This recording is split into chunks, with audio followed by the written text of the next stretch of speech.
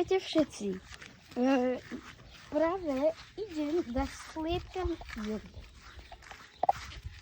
Tu im dávame tak jablčka a ostatné veci. Máme 6 sliepok a jedného kohúta.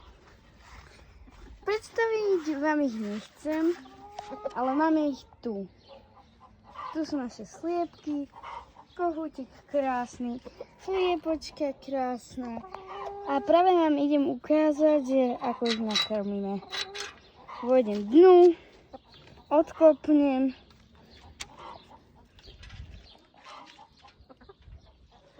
Ešte ma v živote nedebli, takže nič sa mi nemôže stať. A tu robíme taký tutoriál, že môžete prísť a nasypať im tak a už idú papať. Takto krásne papajú.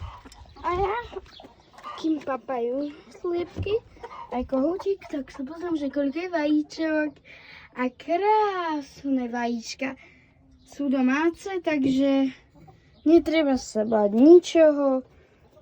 Každé jedno vajíčko dáme pekne tu a je ich rovno 5. Keď máme väčšie, tak v nich sú 2 žltky. A keď sú menšie, v nich je iba 1 žltok. Ale vždy sa nájde spôsob, že kohút si príde zobrať. Ale ja to ignorujem.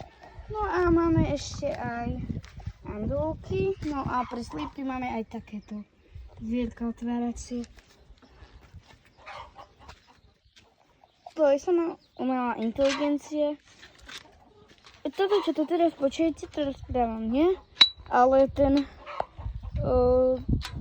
čo nerobia naše sliepky, tak toto robí kohút, lebo s nimi takisto sliepky a od nich máme kohúta. Takže ideme naspäť. Sliepky už papajú, na budúce tam zrobíme ďalší diel. Ako dávam a aby bolo viac vajíčok. Ahojte!